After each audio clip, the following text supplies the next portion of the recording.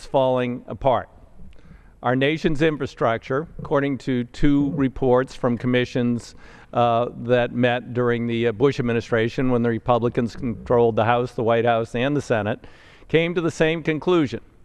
We are vastly underinvesting in our national transportation infrastructure. We're not even spending enough to bring the Eisenhower-era investments up to a state of good repair. 150,000 bridges need repair or replacement.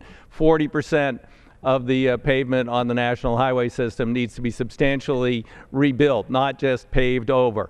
And a $60 to $70 billion backlog on critical capital investments for our legacy transit systems across America. The good news is, if we make these investments, we'll put millions of people to work, and not just construction workers, not just engineers, manufacturing steel for the bridges, manufacturing for light rail cars, for street cars. First made in America streetcars in 70 years are being produced at Oregon Iron Works, and the components are sourced from 24 states in the United States of America. We have the strongest Buy America requirements in our transportation sector, and I hope that we can agree as we move forward through this conference to strengthen those even more so we don't leak these precious tax dollars and jobs overseas like we do in so many other ways.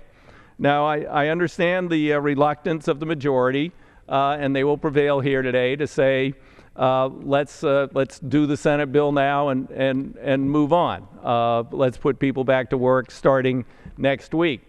But I've got to caution the majority. They will prevail today.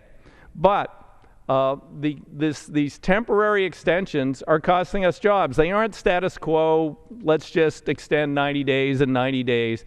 We are getting substantiated reports from the 50 states that they are delaying or canceling transportation investments and projects for this construction season because of the uncertainty about federal funding.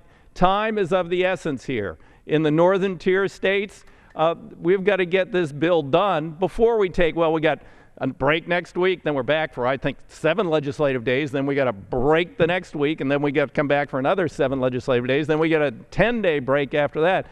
We got to squeeze in a little legislative work between these breaks. I believe that if we're determined that we can begin the conference as soon as we are appointed, and we could have this done no later than May 15th before we begin 2 breaks from now, another break.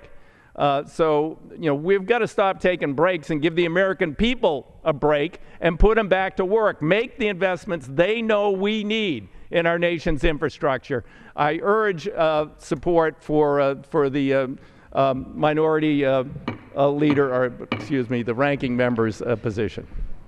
Gentleman from Florida. Madam Speaker, I'm pleased to yield to the gentleman from Tennessee who